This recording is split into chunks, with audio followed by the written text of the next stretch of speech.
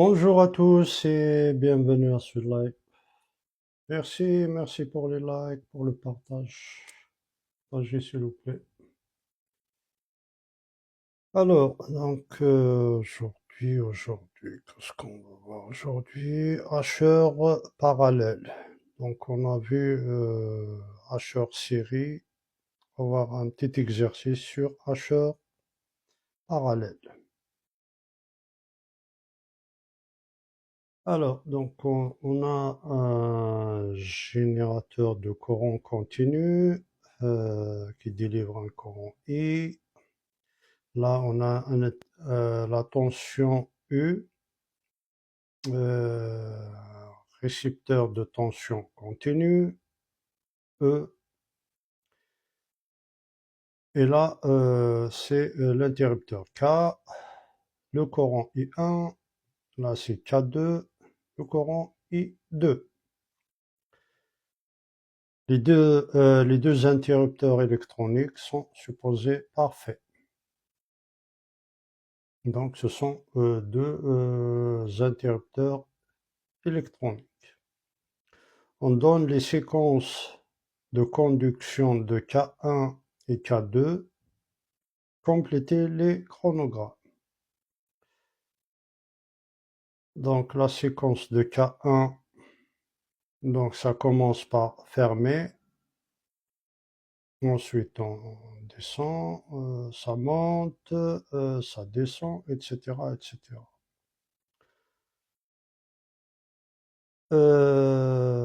Pour K2, donc on commence par ouvert, ensuite ça monte, ça descend, et ainsi de suite.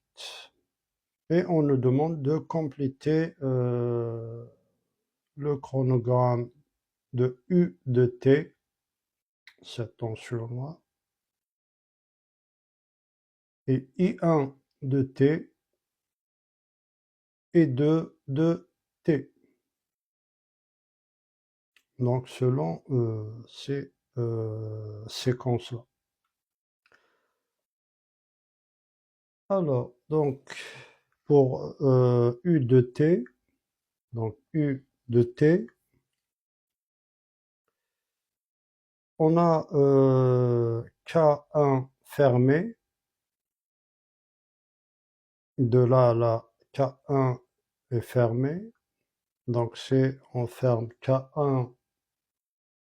Qu'est-ce qui va se passer au niveau de la tension U? U de T égale 0. Donc on a un fil, donc il n'y a pas de tension à ce niveau. Donc c'est 0. Donc 0, donc je fais la projection et je vais tracer juste un petit segment de droite, comme ça. Voilà. Donc là, je rajoute là en fonction du temps t, fonction du temps t, en fonction du temps t. Bien, là, donc, pour K1 fermé, K1 fermé et K2 ouvert, K2 ouvert. Ensuite, on arrive là. Donc pour K1, on est dans un front descendant, et là c'est un front montant. Donc K1 qui était fermé devient ouvert. Hein. Il y a K1 qui devient ouvert de là à là. Et K2 qui était ouvert devient fermé. Voilà donc pour cette portion-là, de là à là. Donc, qu'est-ce qui va se passer pour la tension U de T? U de T. K1 est ouvert. Donc, si j'ouvre là cet interrupteur, donc c'est comme si j'ai deux points là, j'ai une différence de potentiel entre ce point et ce point. Donc j'ai une tension U. Voilà. Donc j'ai une tension U. K2 fermé, donc ça ne va pas gêner. On aura quand même une tension U là. Alors, on va la représenter. Donc, sa valeur max, c'est E. C'est E. Donc, c'est E. E. Donc, ça monte à peu près comme ça.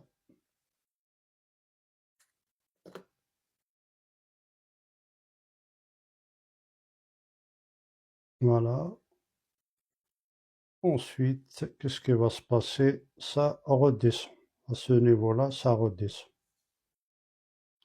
Parce que là, on a fait une période. On a fait une période, donc ça se reproduit. À partir de là, c'est une période TH. TH est la période. Et là, c'est alpha TH. Alpha, c'est le rapport cyclique.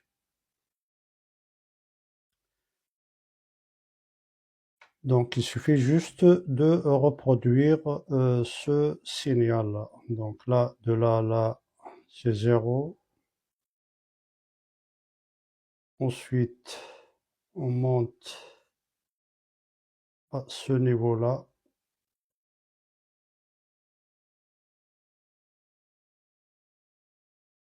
J'ai une tension.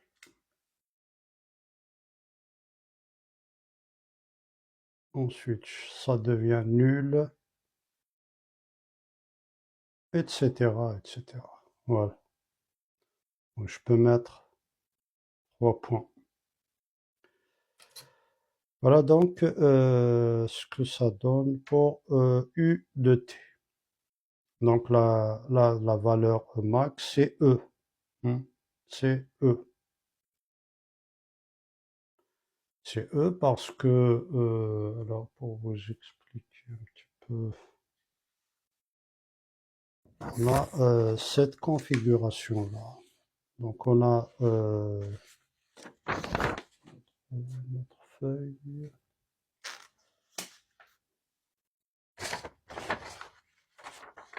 Donc on a des K1 ouverts. Donc K1 c'est ouvert. J'ai la tension U de T. J'ai une tension, et là c'est K2 fermé, et là j'ai la tension E. J'ai la tension E.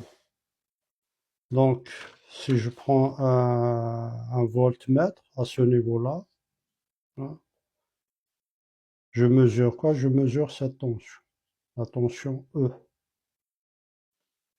Hein, je mesure cette tension E. Et par contre, c'est pour le cas où K1 fermé. Donc si je ferme K1, j'aurai quoi? J'aurai K1 fermé et K2 ouvert. K2 ouvert.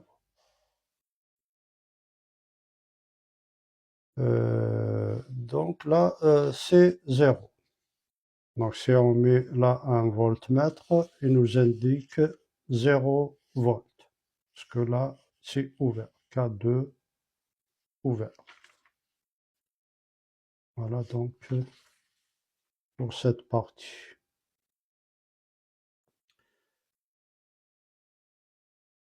Bien, donc on a le signal U de T.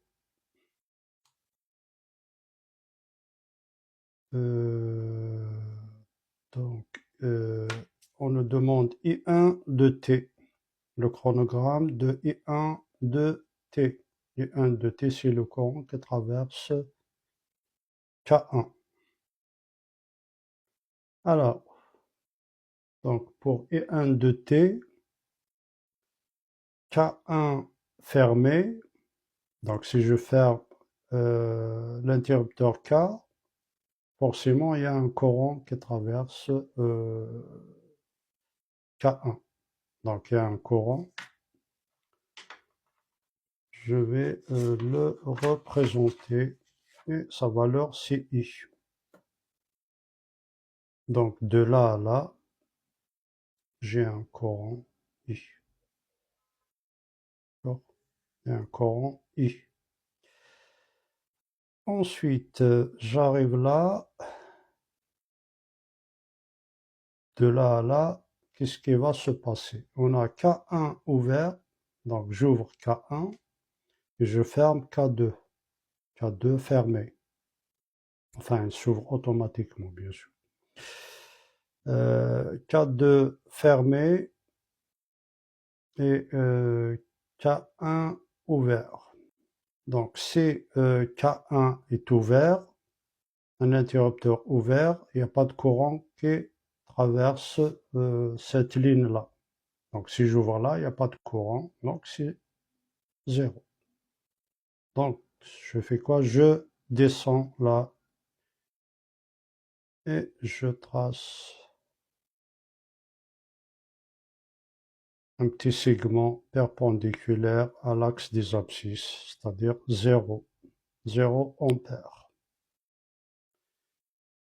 Par la suite, je monte là et on voit bien que cette partie, ça ressemble à celle-ci, hein, c'est périodique. Donc, j'aurai un courant I. Donc, ça va se reproduire.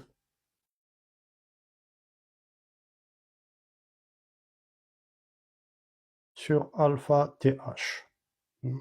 De là à là, c'est alpha fois TH. Par la suite, je descends.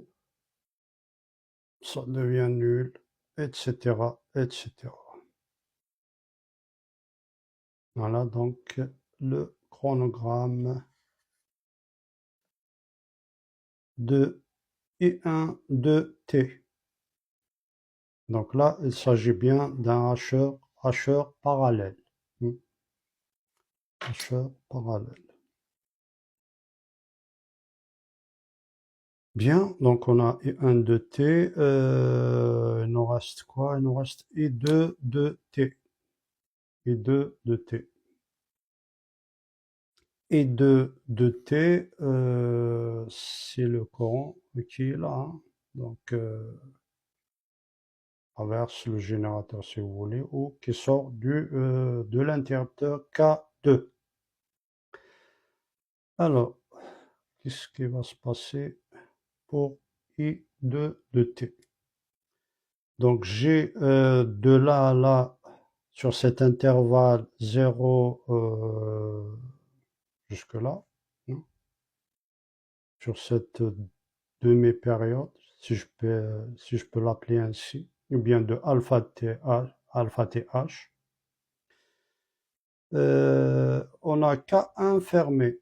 K1 fermé, donc j'ai I1 de T. K2, par contre, K2 c'est ouvert. Si K2 est ouvert, donc il n'y a aucun courant qui circule là. Donc I2 égale 0. Donc I2 égale 0. Sur ce, de là à là, c'est 0. Voilà. Alors, j'arrive là. Donc là, c'est fermé. Donc sur cette partie, c'est fermé. Hein. C'est fermé. K2 fermé. Forcément, il y a un courant qui circule là. Donc c'est I, le courant I. Ouais, sa valeur maximale, c'est I. Voilà. Donc c'est un courant continu. Hop. Et ainsi de suite. Ça va se reproduire périodiquement. C'est un signal périodique. 0, etc., etc. Voilà, donc sa valeur maximale, c'est I. Hein, c'est I. Voilà, voilà, voilà. Donc pour le chronogramme, bien les chronogrammes de U de T, I1 de T, I2 de T.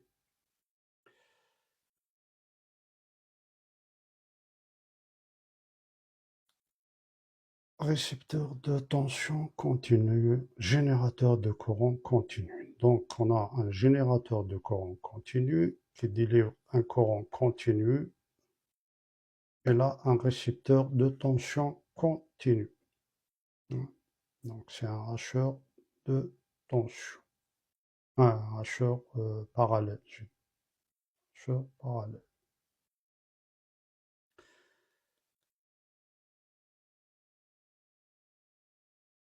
Voilà, voilà donc pour la première question.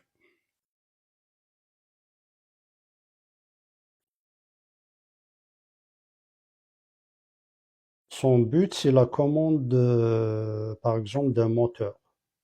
Hein. Si je veux commander un moteur, donc j'utilise un hacheur parallèle ou bien série. Euh, Là, par exemple, il y a un courant qui circule. Ça veut dire que le moteur tourne. Et là, quand j'arrive là, il n'y a pas de courant, donc le moteur s'arrête. Donc ça sert pour la euh, commande d'un moteur. Voilà. Voilà à quoi ça sert. Celui qui a posé la question à quoi ça sert.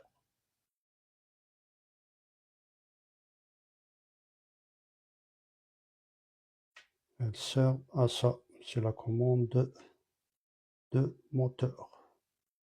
Commande automatique de moteur. Hein, sachant que là, les deux interrupteurs électroniques, on vous dit bien que c'est des interrupteurs électroniques. Hein, donc là, elle se ferme, l'autre, il s'ouvre, ainsi de suite. Et selon alpha, pour les gens qui ont assisté euh, précédent live, donc j'ai expliqué comment on varie la vitesse du moteur en fonction du rapport cyclique alpha. Quand le rapport cyclique alpha, dans le cas du hacheur série, quand alpha augmente, la vitesse augmente. On a vu la relation entre alpha et la vitesse de rotation d'un moteur. Voilà, moteur à courant continu. Donc en jouant sur le rapport cyclique là alpha, c'est-à-dire on diminue là, on augmente, la vitesse varie.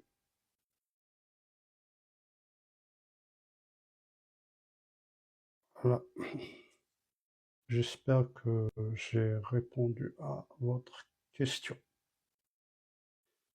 PWM, ouais, c'est un peu ça. PWM. Alors, voilà.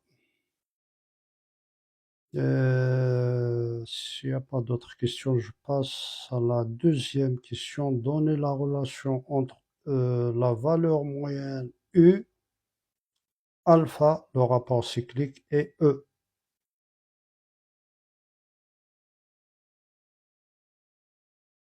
La valeur moyenne U, donc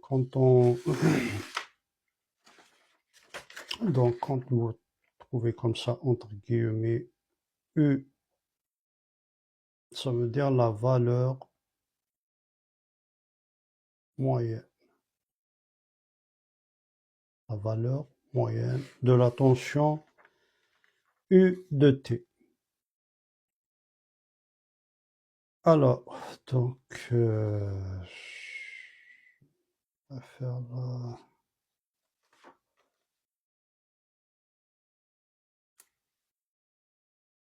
Je prends une feuille Deuxième feuille.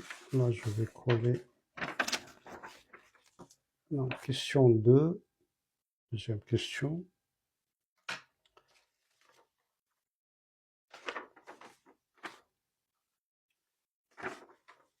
Deuxième question. Calcul de la valeur moyenne. U moyen. Donc U moyen ou bien U, on met comme ça. C'est la même notation. Calcul de la valeur moyenne, U moyen. Alors, quoi est égal U moyen? Donc on a obtenu le signal U de t. Donc on va exploiter ce signal-là.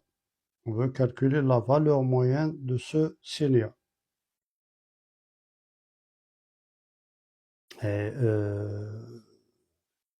c'est la valeur moyenne hein, que le moteur va utiliser, bien sûr. Va consommer la valeur moyenne. Alors, U moyen, UD, calcul de U moyen. U moyen, donc, par définition, c'est 1 sur T, la période, intégrale de 0 à T, U de T dt. Voilà, donc, c'est l'intégrale, c'est 1 sur T, 1 sur la période T, intégrale de 0 à T, U de T dt, égale 1 sur T,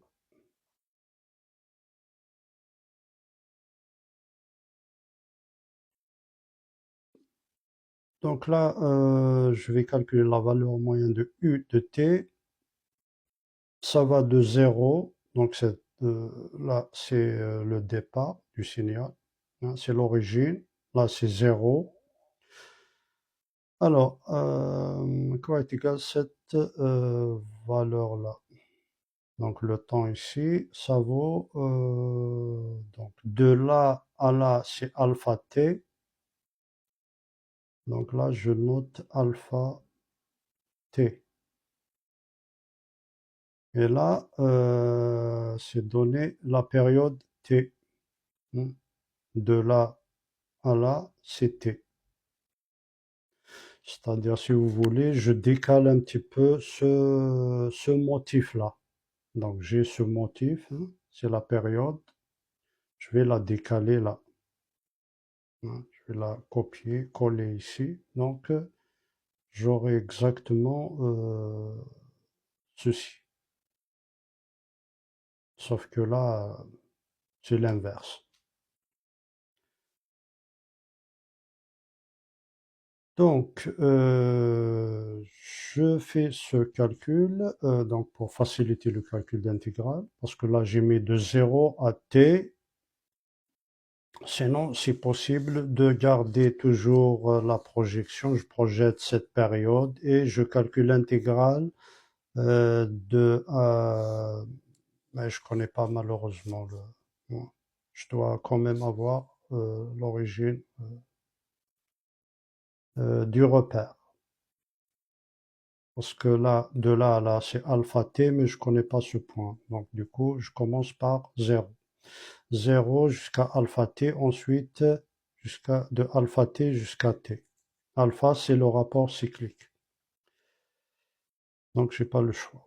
Alors, donc, 1 sur t, je mets entre crochets intégrale de 0 à alpha t, U de t, U de t dt, plus l'intégrale de alpha t, de alpha t jusqu'à t.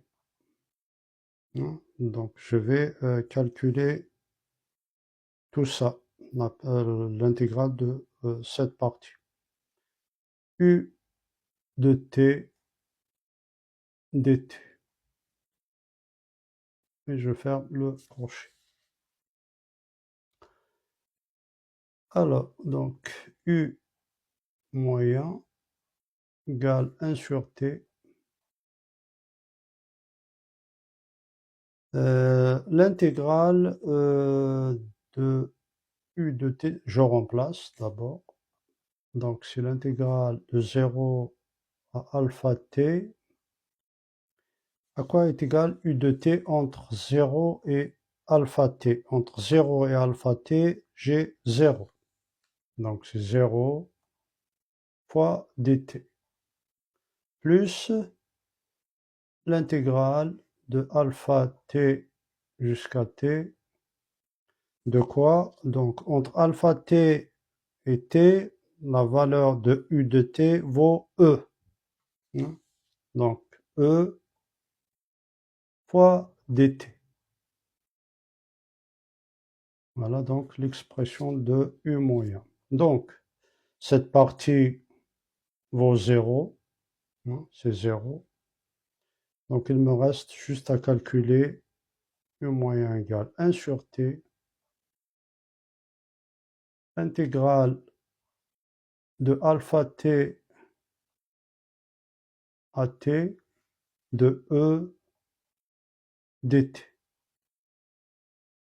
égale, donc E est une constante, je peux la faire sortir de l'intégrale. Donc ça est égal à E sur t, intégrale de alpha t à t de 1 dt, 1 fois dt, égale E sur t, la primitive de 1 c'est t,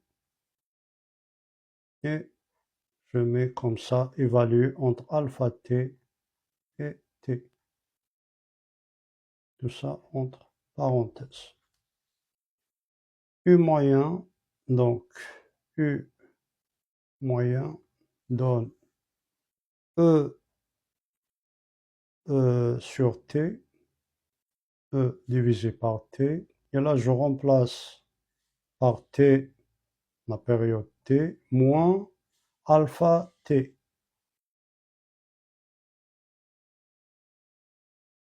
Voilà. Là, je peux faire sortir T en facteur. Donc, j'aurai quoi? J'aurai E T sur T. Multiplié par, il me reste là 1 moins alpha. Égal. Je peux simplifier T avec T. Et je trouve E fois 1 moins alpha. Voilà donc la valeur moyenne de U. U moyen. Donc, égale E multiplié par 1 moins alpha. La tension E, E multiplié par 1 moins le rapport cyclique. Voilà, donc l'expression de la valeur moyenne dans le cas d'un hacheur parallèle.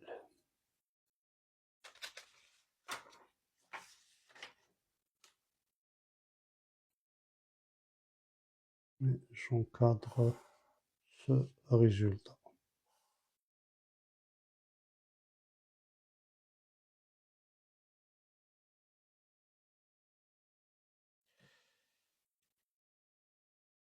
Donc, donner la relation entre U moyen, alpha et E. Donc, on a bien la relation entre U moyen, alpha et E. Rapport cyclique et la tension E. Voilà donc, je termine cet exercice. Merci pour vos likes. S'il y a des questions, donc je reste quelques petites minutes à votre disposition par rapport à ce sujet.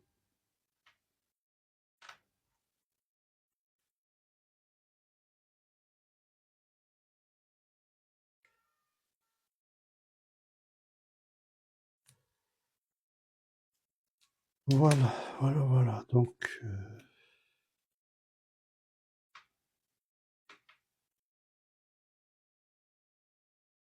Donc, pour résumer, il suffit juste de suivre là, de suivre ces chronogrammes, quand est-ce que c'est fermé. Il faut analyser le schéma, quand est-ce qu'on a une tension, quand est-ce qu'on a le courant qui traverse l'interrupteur, et vous pouvez représenter facilement les chronogrammes, les signaux U de T et 1 de T et 2 de T.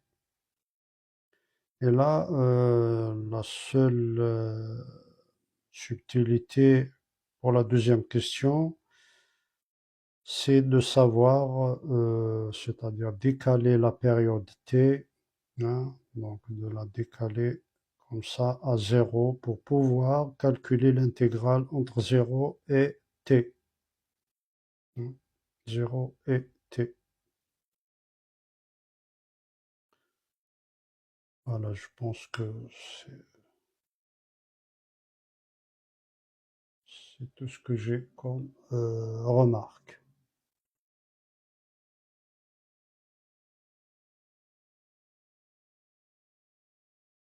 Donc, s'il y a des questions, n'hésitez pas. Et prochainement, donc,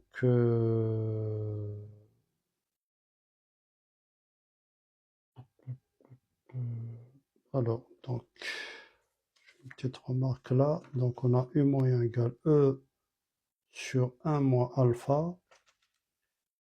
Qu'est-ce qu'on peut dire de propriété de ce hacheur parallèle? Sa propriété, donc là, à partir de une petite remarque, donc ça c'est bonus, en plus, remarque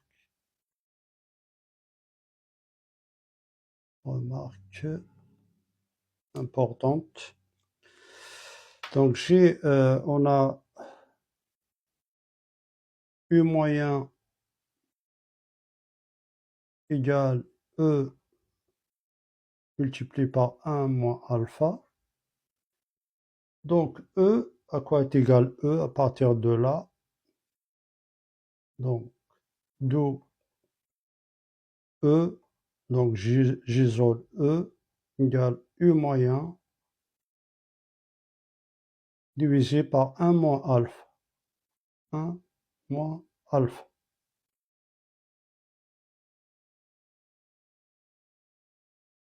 Alors, donc, 1 moins alpha,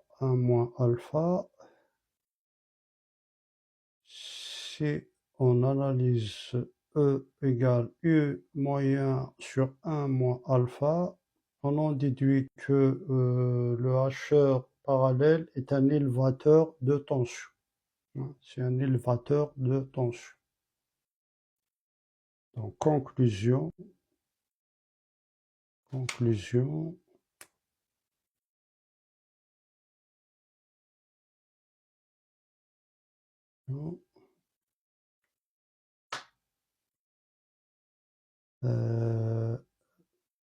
Le hacheur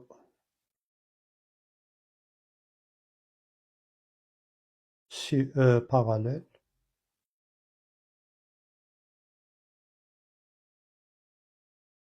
est un élévateur de tension. Voilà parmi les propriétés ou les caractéristiques d'un hacheur parallèle. Donc si je veux par exemple élever une tension, je peux utiliser un hacheur